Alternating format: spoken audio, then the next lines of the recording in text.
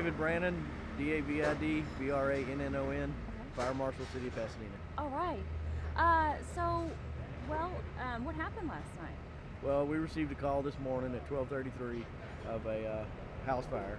First arriving units had heavy fire and smoke.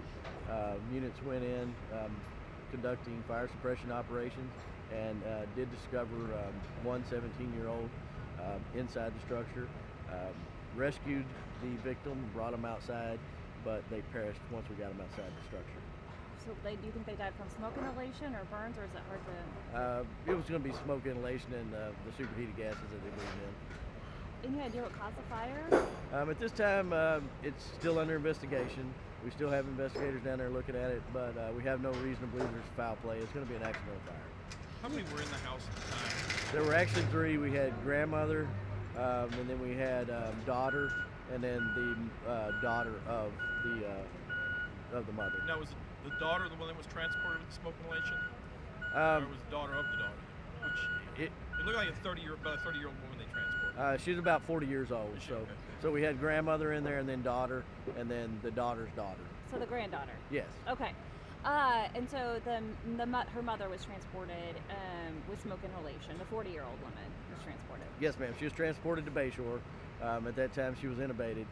She has since been transferred to Herman because she did have obviously some issues of inhalation and then some thermal burns. So, said thermal burns. So is that like skin or? Yes, ma'am. Okay. No, she had some burns to her skin. Yes, to her skin. Okay. Any idea on the severity of like her condition? Was she serious? Well, we fully expect for her to make it. However, she was intubated because her airway was swelling. If they wouldn't have intubated her, then she would have probably had some other difficulties. Okay, so she is. Do you know her condition? Was she a serious condition or critical condition? Well, anytime you're intubated, I would consider it serious. Okay. And there's still that recovery period. So we won't know nothing probably until sometime late tomorrow.